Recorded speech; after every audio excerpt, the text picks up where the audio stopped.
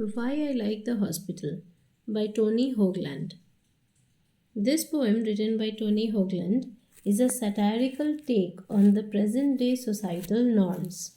He satirizes the ability of individuals for hope even when it seems to be lost.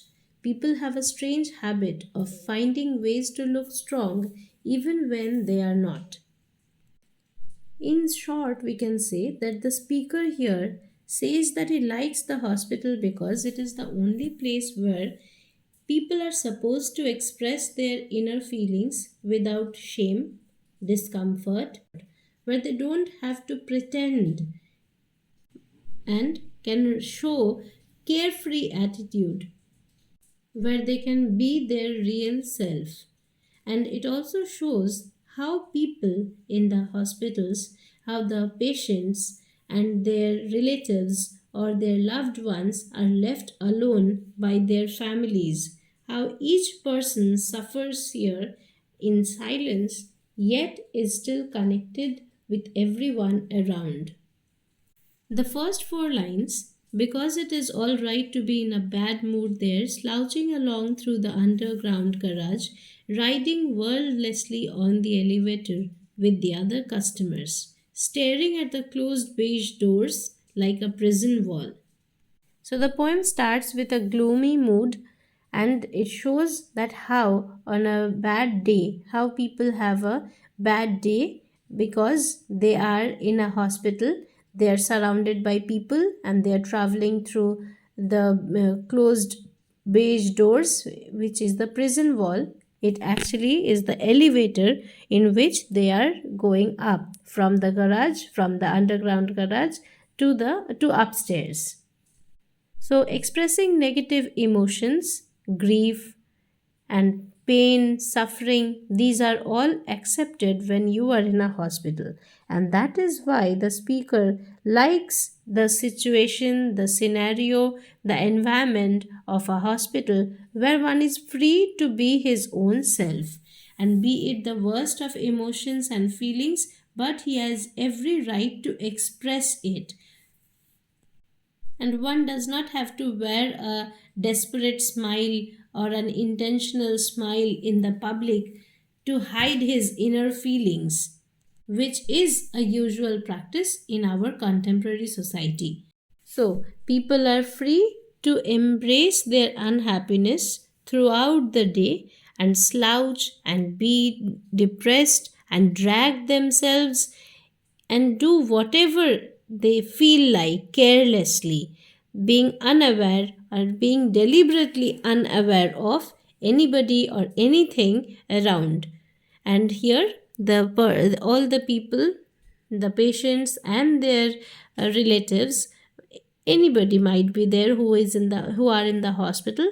They are traveling. They have stepped into the elevator and they are going up, and the closed doors seem to be like imprisoning the inmates, whoever is inside. So it's like a jail. It's like a cage where they are trapped and there is no way out. The people are navigating through the hospital, they are slouching along in the garage, they are riding the elevator in silence, and the patients keep staring at the closed doors. These closed doors are symbolic of confinement and restriction and how they are entrapped. And the poet here has also criticized the business mindedness of the hospitals for treating patients as mere customers, because these are such places today where exploitation is at its height. People come here looking for support, healing, or possibly witnessing the death of a loved one. It is a setting where expressing one's most intense feelings and emotions is accepted and vulnerability is welcomed. Anguish, fear, despair are some of the negative emotions which we can frequently see here or experience. The shared experience of human suffering fosters a peculiar sense of connection among people whose lives are entwined. Strangers turn allies, providing comfort through sympathetic looks or a soft touch on the shoulder. With all its complexities, the hospital setting enables an implicit comprehension of the problem each person faces. And like the journey of the elevator is short and temporary, like that, it also might symbolize how short lived human lives are. The speaker therefore finds comfort in the hospital's implicit approval of tragedy, where shedding tears is acceptable, and where one may sense shared humanity in the face of adversity. The fifth line again says, I like the hospital for the way it grants permission for pathos. So it is again the same thing that the speaker is reiterating that he likes the hospital because it's the only place where you have permission for pathos, and he starts observing various individuals in distressing situations. So, the first one here, the mother with cancer deciding how to tell her kids, the bold girl gazing downward at the shunt installed above her missing breast, the crone in her pajamas walking with an ivy pole. So, here he talks about a mother with cancer contemplating how to share the news with her children. She's making it up in her mind, she's gathering courage, and she is struggling with the decision of how to reveal and how to reveal her illness, that is the fatal cancer. A bold girl looking down at the shunt. So shunt, a small tube carrying blood above her missing breast. So here is another girl whose breast has been amputated to prevent cancer, and she still is looking at her own self, at her tiny tube carrying her blood that is attached above her, that is attached to her. So for the rest of her life she has to deal with this impairment in spite of being young. Then there is an elderly woman wearing pajamas walking with an intravenous pole, an IV pole for hanging the bags of different fluids or liquid medications. So the word crone here implies that an elderly woman, and she is experiencing the hardships in her life and her age too, and she is still slouching and dragging herself by holding on in one hand the pole which has her medications or attached to it. Some kind of fluid, some kind of medications are still hanging there. So she is also struggling being alive. So it's critical and difficult. So difficulties people are coping with while dealing with their disease, while dealing with their life and the struggles and hardships they have experienced. So various facets of human experience have been captured here. These touching scenes evoke a sense of sympathy in the minds of the readers. Then the next lines, I don't like the smell of antiseptic, or the air condition set on high all night, or the fresh flowers tossed into the waste basket, but I like the way some people on their plastic chairs break out a notebook and invent a complex scoring system to tally up their days on earth. The column of the left says, Time I acted like a fool, facing the column on the right that says, Times I acted like a saint. So, now the speaker shows some situations that he doesn't like, or what are the different aspects that he doesn't like about the hospital. These are the smell of antiseptic, the constant air conditioning running at high speed, making the temperature unbearably low, and the fresh flowers which are thrown into the dustbin. The poet thus finds all these signs as some kind of carelessness and apathy. Though it heightens the hospital's realistic experience or realistic happenings which actually take place there. So, the extreme low temperatures, we can say that it is a metaphor for human suffering and also the absence of control, that nobody is much bothered whether what is uncomfortable or unbearable for the other one, and especially for the patients. So, they are not taken proper care of and they are left alone, they are alienated. The fresh flowers thrown into the wastebasket can also symbolize the transitory beauty of the flowers, just like the fleeting time from the hands of the patients or those who are already in their journey of suffering towards death. And then we find some people who are developing a customized scoring system to assess their own behavior, their life. So, introspection and self reflection, where people can think about and evaluate their own activities, are also implied by the usage of a notebook here, because outside the hospital, every other human was busy in the rat race of human life, and now they have the time to introspect, to look back upon themselves, believing in God's reward and punishment. These people who are actually tallying these or making these contrasting columns and involving in this intricate scoring system might be the ones who are probably suffering from some kind of terminal diseases, and so they are counting their remaining days and reflecting upon their past deeds and actions. Now, the next lines, I like the long prairie of the waiting, the forced intimacy of the self with the self, each sick person standing in the middle of a field with, like a tree, wondering what happened to the forest. So, the endless, enormous wait that they have to do, the waiting, that is comparable to the great expanses of meadows. So, here the poet is depicting the miseries of the sick people through vivid images. The lonely patients in the hospital are waiting for their near and dear ones to come to meet them, might be there again waiting for their time to come, their imminent death might be, or they're waiting for the doctor's arrival. But ultimately, what they are doing is lonely waiting.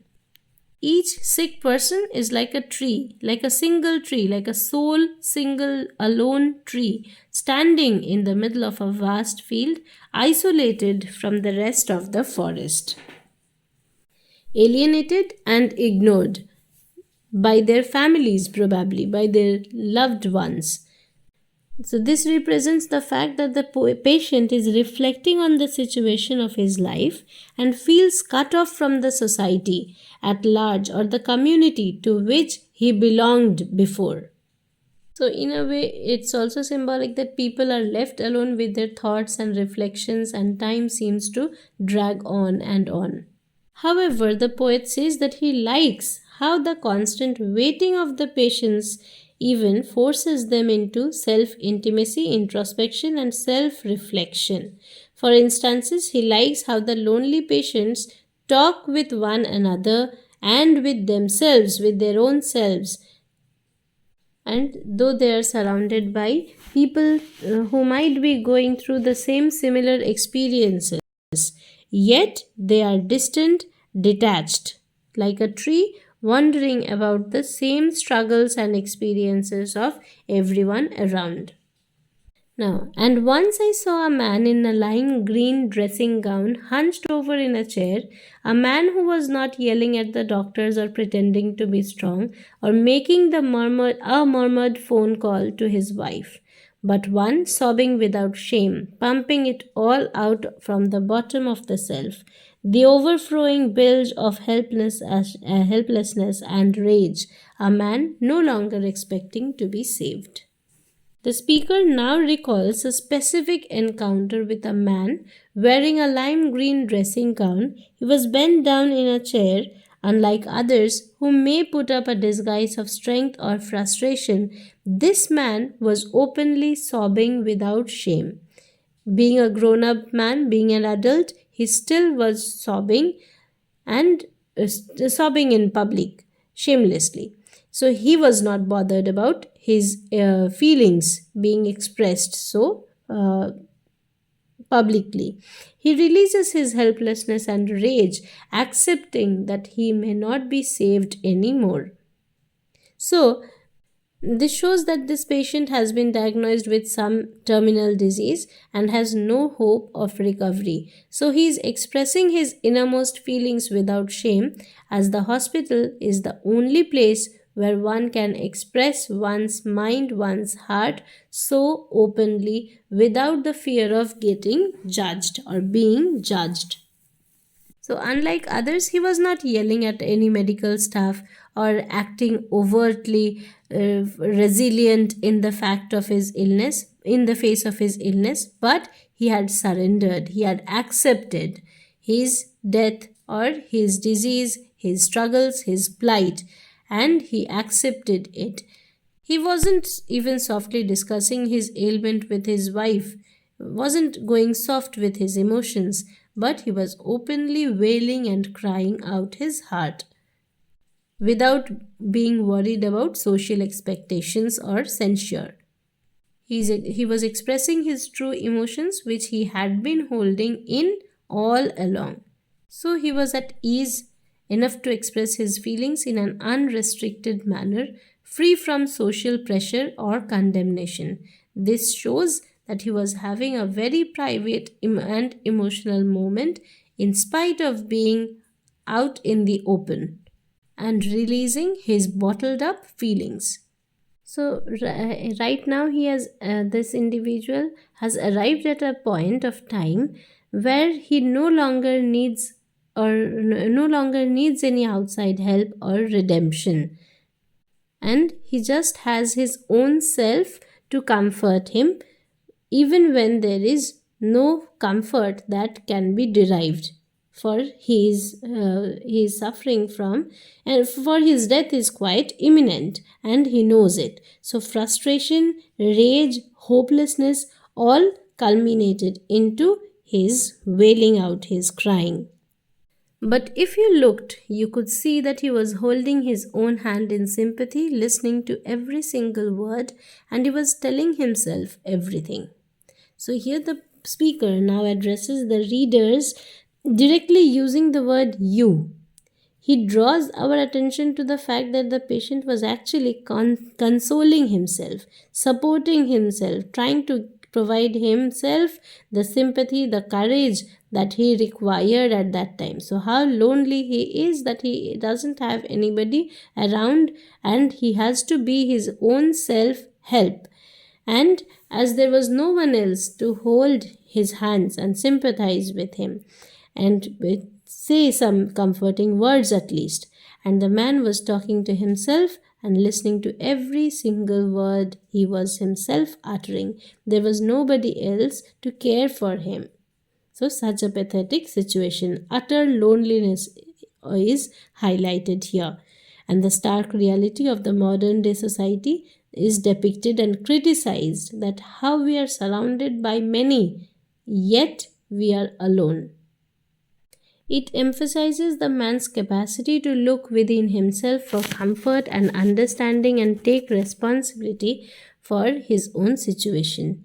It illustrates how strength and resilience may manifest from inside despite trying circumstances. It serves as a reminder of the value of practicing self-compassion, self-care while dealing with challenging situations. So he was trying to empathize by gripping his own hand while being under the grip of helplessness and being terrified and angry upon his situation. So it clearly shows that how each individual must fight their own battles, and he probably listened to his own words. So the speaker has quite wonderfully explained how hospital patients are free to cry, whine, and show their weakest selves. It is the innate ability of the hospital environment that makes people feel free, yet caged at the same time. So if we look back at the background of this poem, it is one from the collection called Turn Up the Ocean, which was written by the poet when he was himself suffering from the incurable cancer, and he was saddened not only by the carelessness shown to the patients in the hospitals but also the loneliness of those patients being deliberately ignored by their own families. The title is very ironic because where it's not a place which is likable, yet it is said that why I like the hospital. So the speaker criticizes the utter callousness shown to the patients and also how they are forced into loneliness in the hospitals. This poem is written in free verse with no particular metrical pattern and no rhyme scheme.